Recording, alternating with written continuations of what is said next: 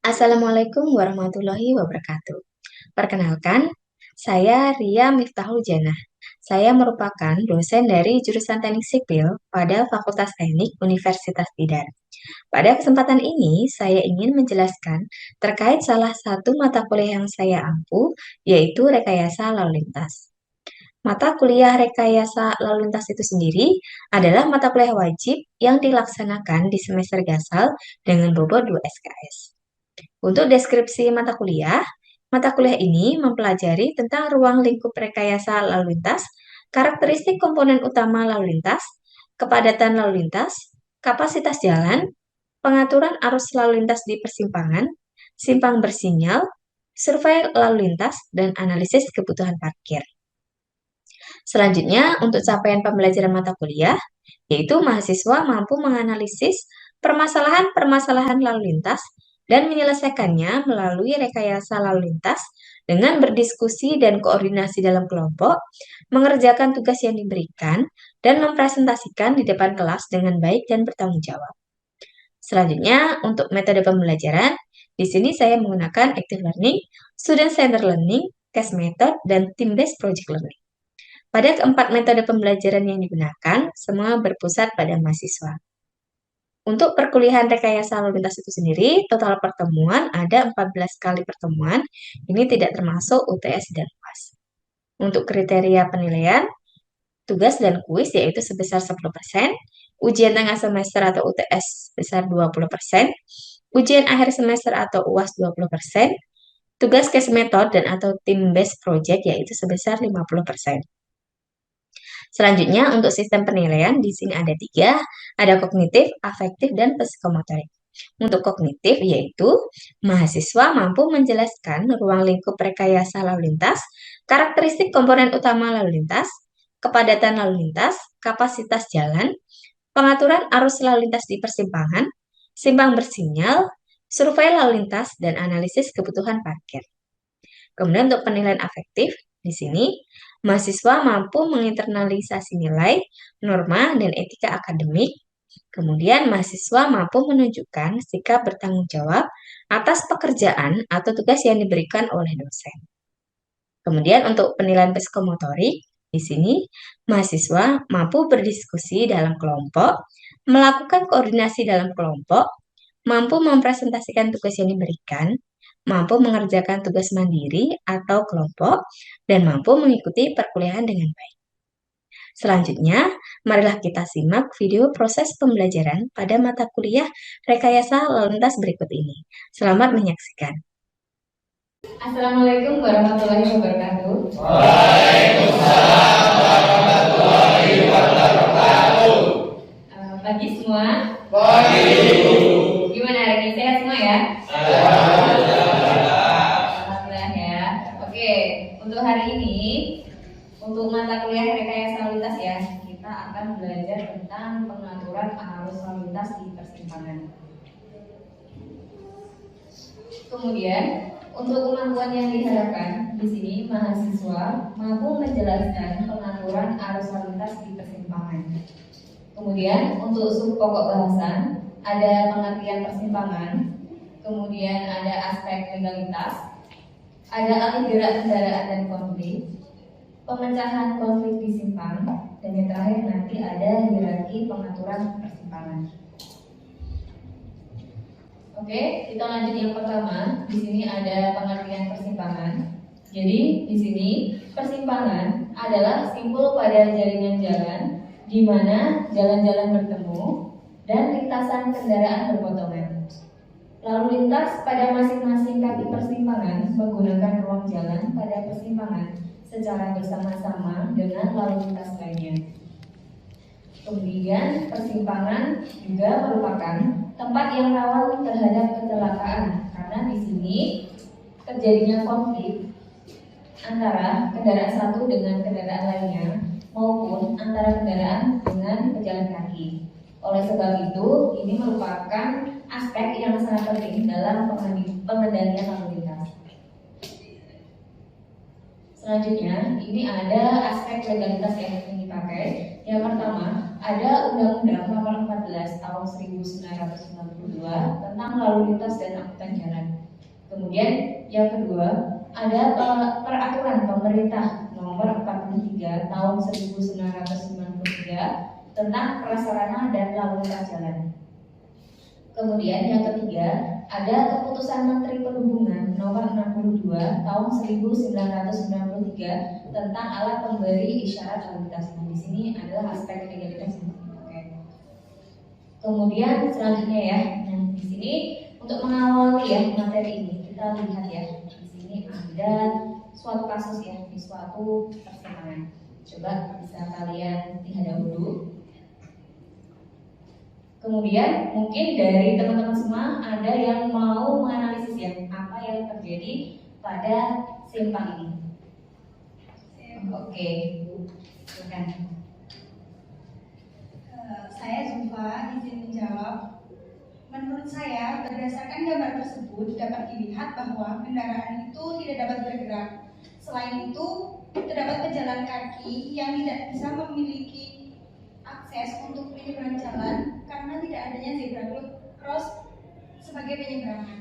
Semua itu terjadi karena tidak adanya pengaturan lalu lintas pada persimpangan tersebut.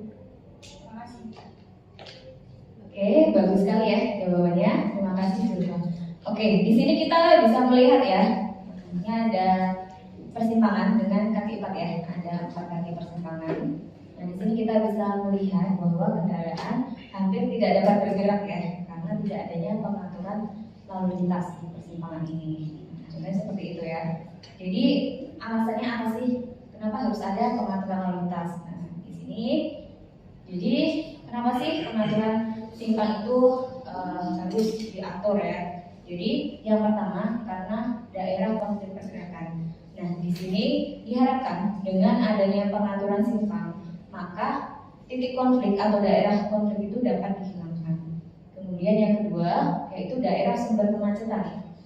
Nah, dengan adanya pengaturan simpang ini diharapkan sumber kemacetan yang terjadi pada simpang ini dapat diurai ya. Jadi kemacetan bisa teralihkan atau di simpang tersebut sudah tidak ada kemacetan lagi. Kemudian yang ketiga, memberi kesempatan kepada pejalan kaki.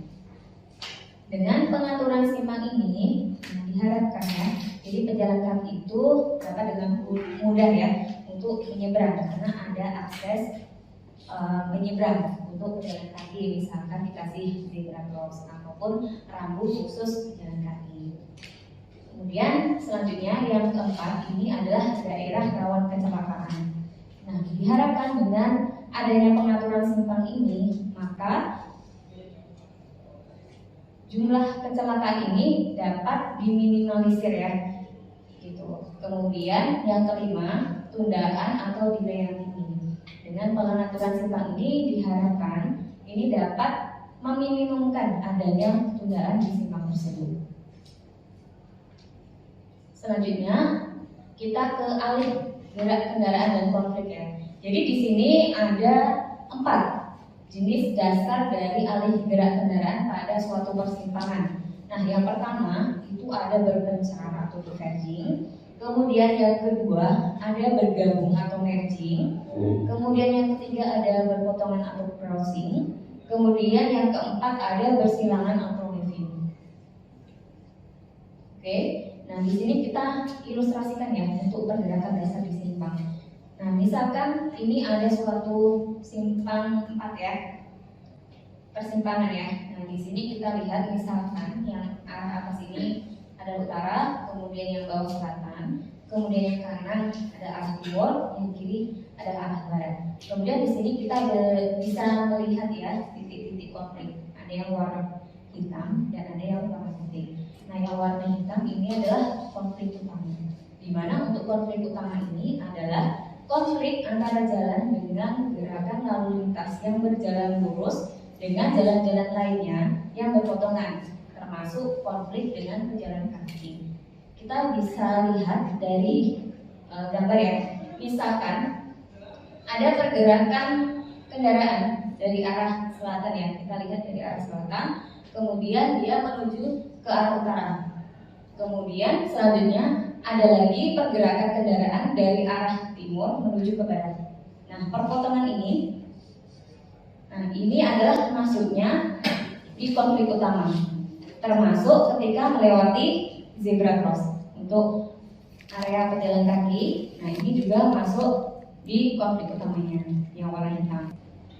Kemudian selanjutnya yang warna putih itu adalah konflik kedua ya. Nah, untuk konflik kedua ini adalah konflik antara gerakan lalu lintas yang berbelok ke kanan dengan arus lalu lintas lurus melawan dan pejalan kaki, atau gerakan lalu lintas yang berbelok kiri dengan pejalan kaki. Nah, untuk ilustrasinya, misalkan ada pergerakan kendaraan dari arah selatan menuju ke arah timur. Ini adalah berbelok ke kanan ya. Kemudian melewati arus pejalan kaki di sini. Nah, yang warna putih ini adalah arus kedua. Itu yang berbelok kanan. Kemudian yang kedua kita lihat, misalkan ada kendaraan yang bergerak dari arah selatan menuju ke arah barat.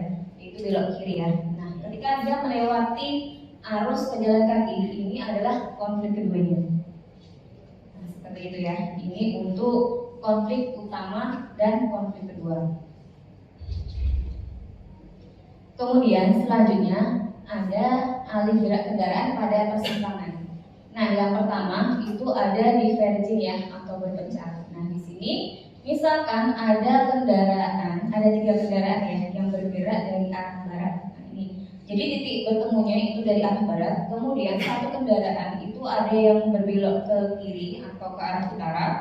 Kemudian satu kendaraan bergerak lurus ke arah timur dan satu kendaraan bergerak ke arah selatan. Jadi ini adalah berpencar ya. Jadi bertemu di satu titik kemudian berpencar ke arah yang lain. Nah, ini yang dimaksud dengan diverging atau berpencar. Oke, selanjutnya yang kedua ada merging atau bergabung ya. Nah, di sini kita lihat ya, misalkan ada kendaraan yang bergerak dari arah selatan yang bawah, kemudian dia bergerak dari selatan ke barat, yang pertama, kendaraan pertama. Kemudian ada lagi kendaraan yang bergerak dari arah timur menuju ke barat. Nah, dari kanan ke kiri ya. Nah, titik bertemunya adalah di sini. Tadi dari arah selatan ke arah barat, kemudian yang kedua ada kendaraan yang bergerak dari timur ke barat. Nah, ini adalah titik konfliknya. Nah, di sini adalah bergabung ya. Jadi yang pertama tadi bergerak sendiri ya. Yang satu dari arah selatan, kemudian yang satu dari arah timur, kemudian bertemu ketika mereka akan ke arah barat. Nah, di sini adalah merging ya, atau bergabung. Nah, kemudian selanjutnya ada crossing atau berpotongan. Nah, kita misalkan ada kendaraan yang bergerak dari arah selatan ke arah utara, kemudian kendaraan kedua bergerak dari arah barat menuju ke arah timur. Nah, di situ yang warna bulat ini yang bulat warna putih, nah ini adalah titik konfliknya. Nah, itu adalah alih gerak kendaraan berpotongan atau crossing ya. Kemudian selanjutnya ada waving atau bersilangan. Nah, untuk waving ini biasanya dia bisa terjadi kalau melewati 2 persimpangan jalan. Nah, misalkan ini ada 2 pertigaan ya, simpang 3 misalkan. Nah, misalkan di sini ada dari arah utara itu ada kendaraan satu, dia bergerak belok kiri ya, karena dia mau menuju ke arah timur. Kemudian dari arah yang lain, nah di sini ada kendaraan yang bergerak dari arah barat menuju ke selatan. Kemudian mereka bertemu di sini ya, ketika dari arah utara belok kiri dan dari arah barat bergerak lurus, maka dia bertemu di sini. Nah, itu sudah konflik 1 ya. Konflik 1 itu bergabung ya. Di sini sudah terjadi konflik 1. Kemudian mereka beriringan, kedua kendaraan beriringan. Kemudian mereka bertemu di sini deh. Karena tadi yang dari arah utara itu mau belok kanan ke arah selatan, sedangkan yang dari arah barat akan bergerak lurus. Maka di sini terjadi konflik kedua, yaitu bergabung tadi. Gitu. Jadi di sini yang dari arah barat menuju ke timur dan arah utara menuju ke selatan. Nah, di sini konfliknya adalah waving atau bersilangan.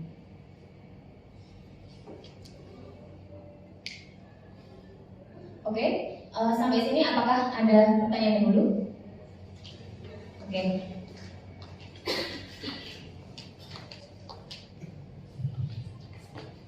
Oke, saya Zain izin bertanya. Nah, tadi dijelaskan ada 4 arah arus lalu lintas yang dilalui pengendara.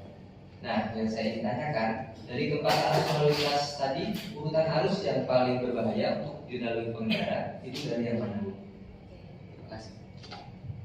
Oke, Zain, terima kasih untuk pertanyaannya. Bagus ya pertanyaannya. Coba kita balik ke slide yang tadi ya. Nah ini ya, dari slide ini, nah kita bisa ilustrasikan ya. Untuk alih gerak kendaraan yang paling berbahaya ya, tadi kan ada 4 yang saya jelaskan. Nah kita lihat dari kecepatan relatif kendaraan yang ada di persimpangan, kemudian bisa dilihat dari titik konfliknya, maka dari situ bisa kita simpulkan ya bahwa untuk alih gerak kendaraan yang crossing atau berpotongan itu yang paling berbahaya urutannya. Kemudian yang kedua itu diikuti oleh waving atau bersilangan, karena di sini ada 2 ya, ada 2 titik konflik, yaitu ada merging bergabung, kemudian di sini ada berpencar atau diverging. Kemudian yang ketiga itu selanjutnya yang berbahaya adalah merging atau bergabung ya. Yang terakhir ada diverging. Ini urutannya yang paling tidak berbahaya. Kenapa? Karena di sini kendaraan bertemu di titik awal ya. Itu. Kemudian di situ baru berpencar. Nah, pas berpencar itu tidak ada konfliknya. Gitu. Jadi urutannya yang paling berbahaya yaitu dari crossing berpotongan. Kemudian diikuti oleh waving, selanjutnya merging, dan yang terakhir diverging atau berpencar. Begitu ya, Zen? Oke, kita lanjutkan. Setelah kita belajar tentang alih gerak kendaraan, dan di sini ada 3 cara pemecahan konflik di simpang. Yang pertama adalah solusi time sharing. Nah, untuk solusi time sharing ini yaitu solusi yang melibatkan penggunaan badan jalan untuk masing-masing arah pergerakan lalu lintas pada setiap periode waktu tertentu. Contohnya adalah simpang apil atau alat pemberi isyarat lalu lintas atau simpang yang ada lampu lalu lintasnya. Kemudian yang kedua ada solusi space sharing ya. Nah, di sini solusi space sharing adalah solusi merubah konflik pergerakan berpotongan atau crossing menjadi suatu jalinan, waving dan merging. Nah, ini contohnya adalah kendaraan. Kemudian yang terakhir ada solusi grade separation. Nah, untuk solusi grade separation ini yaitu solusi yang meniadakan konflik pergerakan berpotongan atau crossing dengan menempatkan arus lalu lintas dengan elevasi yang berbeda pada titik konflik. Nah, contohnya adalah simpang tak sebidang atau interchange. Nah, ini ada yang bisa kasih contoh untuk simpang tak sebidang ini, contohnya apa? Oke, betul ya. Flyover, underpass, nah itu masuknya di simpang tak sebidang atau interchange. Kemudian selanjutnya ini ada hierarki pengaturan persimpangan, yaitu urutan pengaturan persimpangan dari yang paling sederhana. Nah, yang pertama ada simpang prioritas, kemudian ada simpang yang diatur oleh petugas, kemudian yang ketiga ada simpang berlampu lalu lintas yang ada akhirnya, kemudian ada bundaran, yang terakhir ada simpang tak sebidang. Oke, kita lanjut yang pertama. Di sini ada simpang prioritas. Nah, untuk simpang prioritas sendiri, ini adalah suatu persimpangan di mana terdapat arus utama atau di jalan mayor ya, di jalan utama yang bersimpangan dengan jalan kecil atau minor, dan yang mendapatkan hak untuk jalan terlebih dahulu itu adalah kendaraan yang berada di jalan utama atau mayor. Nah, kita bisa ilustrasikan ya, kalau kita lihat di gambar ini, kita ilustrasikan bahwa kendaraan dari arah kiri atau dari arah barat yang menuju ke arah timur itu adalah jalan mayor atau jalan utamanya. Kemudian ada kendaraan yang bergerak dari arah selatan. Nah, ini adalah untuk jalan minornya. Nah, dua-duanya ini akan bergerak ke arah timur ya, ke arah timur. Kemudian, maka di sini untuk simpang prioritas, maka kita harus mendahulukan kendaraan dari jalan utama. Jadi kita dahulukan dari kendaraan yang berasal dari arah barat. Nah, setelah kendaraan dari arah barat ini sudah tak terlihat ya, baru kendaraan yang dari arah selatan atau jalan minor tadi dapat menyeberang ya, atau berbelok ke kanan. Nah, ini adalah bentuk simpang prioritas. Kemudian selanjutnya ada simpang diatur oleh petugas ya. Nah, di sini mungkin kalian sering lihat ya di jalan gitu ya, di suatu persimpangan itu ada yang diatur oleh petugas, misalkan ada yang dari dinas perhubungan ataupun dari kepolisian ya, jadi dibantu oleh petugas untuk melancarkan arus lalu lintas di suatu persimpangan tersebut. Kemudian selanjutnya ada simpang berlampu lalu lintas atau traffic light ya, atau kita bisa menyebutnya ampil. Nah, di sini fungsi ampil adalah yang pertama itu mengatur pemakaian ruang persimpangan. Kemudian yang kedua, meningkatkan keteraturan arus lalu lintas. Yang ketiga, meningkatkan kapasitas dari persimpangan. Yang keempat, mengurangi kecelakaan untuk arah tegak lurus. Dan yang terakhir, dapat mengurangi tundaan atau yang tinggi. Nah, untuk lalu lintas belok kiri. Nah, di sini persimpangan baik yang diatur dengan ampil ataupun tidak, pada prinsipnya ini mengizinkan lalu lintas belok kiri secara langsung. Nah, bila lalu lintas belok kiri ini menimbulkan gangguan pada lalu lintas tegak lurus, ini dapat dipasang lampu filter atau lampu perintah belok kiri ikuti isyarat lampu. Ini pasti kalian juga sering ya di jalan ya. Oke, selanjutnya ada bundaran ya. Nah, di sini bundaran adalah salah satu persimpangan jalan di mana pergerakan arus lalu lintas terus mengalir mengelilingi pulau berbentuk lingkaran di tengah ya, di bagian tengah, dengan memberikan prioritas jalan pada sirkulasi kendaraan yang sedang melewati lingkaran tanpa perlu adanya lampu pengatur lalu lintas. Tapi mungkin di beberapa tempat ya yang ada bundaran, ada yang menggunakan ampil juga atau traffic light. Itu biasanya apabila di bundaran tersebut masih terjadi tundaan atau arus lalu lintas yang tinggi gitu. Jadi adanya traffic light itu dapat mengurai kemacetan.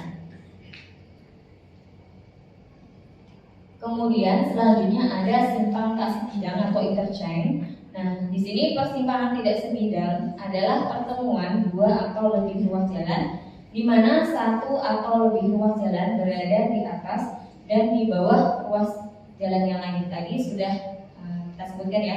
Contohnya untuk simpang tak sebidang ini adalah flyover ataupun underpass. Kalau kita lihat ya dari gambar di sini ya, di slide ini, maka kita bisa melihat ya untuk arus lalu lintas ya di simpang tak sebidang ini memiliki hambatan yang kecil ya, gitu. Karena di sini hampir tidak ada konflik ya, gitu. Karena tadi alokasinya berbeda. Oke, sampai sini mungkin ada yang mau ditanyakan dulu. Oke. Saya Asifa izin bertanya, dari penjelasan hierarki pengaturan persimpangan lalu lintas yang tadi telah dipaparkan, bagaimana sih cara menentukan pengaturan persimpangan lalu lintas yang tepat? Terima kasih.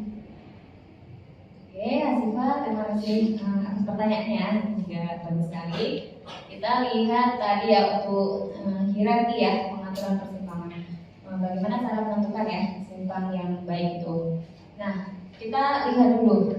Yang awal, yang pertama adalah permasalahan di persimpangan tersebut gitu ya. Kita lihat masalahnya bagaimana arus lalu lintas bergerak di persimpangan. Apabila arus lalu lintas masih lumayan lancar ya atau konfliknya tidak terlalu tinggi, maka kita bisa menggunakan simpang prioritas ataupun simpang yang diatur oleh petugas. Yang diatur petugas. Kemudian selanjutnya misalkan di simpang tersebut terjadi konflik yang lumayan besar, kemudian mungkin ada terjadi kecelakaan juga, kecelakaan lalu lintas, maka kita bisa menambahkan simpang yang ada lampu lalu lintas atau ada aslinya ya. Kemudian selanjutnya, misalkan dengan lampu lalu lintas itu belum cukup ya, maka kita bisa menggunakan bundaran atau simpang tak sebidang atau interchange. Cuma di sini ada beberapa catatan ya kalau kita mau menggunakan bundaran atau simpang tak sebidang, yaitu yang pertama dari segi biaya. dari segi biaya untuk bundaran dan simpang tas sebidang ini membutuhkan biaya yang tidak sedikit ya, membutuhkan biaya yang sangat tinggi dibandingkan dengan simpang yang menggunakan lampu lalu lintas, simpang diatur petugas maupun simpang prioritas. Kemudian yang kedua dari segi ketersediaan lahan.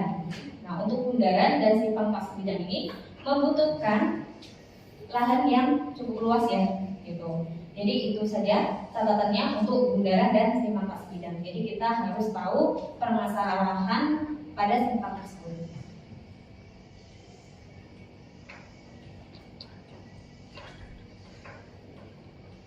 Selanjutnya mungkin kita sudah sampai kesimpulan ya. Dari pertemuan hari ini mungkin bisa saya simpulkan. Untuk yang pertama, persimpangan adalah simbol pada jaringan jalan di mana jalan-jalan bertemu dan lintasan kendaraan berpotongan.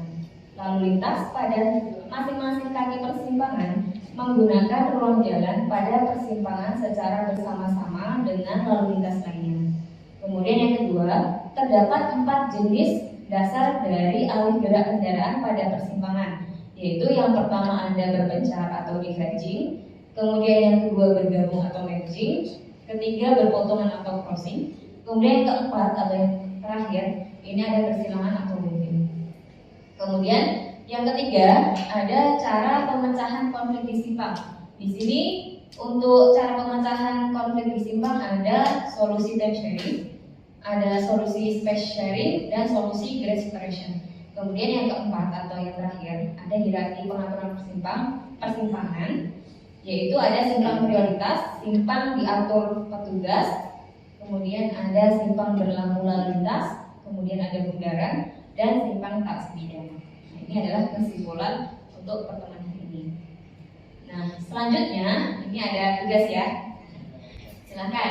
Nah, tugasnya ini adalah mencari satu contoh persimpangan ya. Jadi silakan bisa mencari satu contoh persimpangan jalan yang ada di sekitar tempat tinggal kalian. Kemudian analisislah berdasarkan permasalahan yang terjadi pada simpang tersebut dan carilah solusi yang tepat dalam menangani masalah tersebut dengan metode pengaturan yang sesuai pada simpang yang akan dianalisis.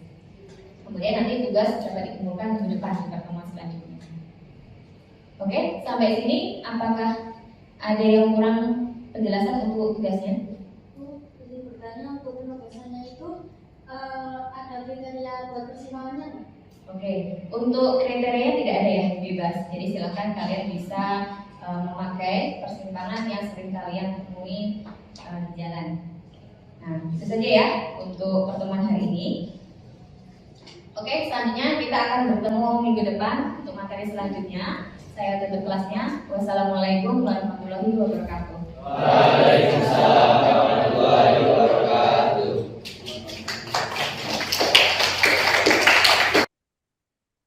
Itulah penjelasan dan cuplikan terkait proses pembelajaran salah satu mata kuliah yang saya ampu, yaitu rekayasa lalu lintas. Semoga dapat memberikan manfaat untuk kita semua. Wassalamualaikum warahmatullahi wabarakatuh.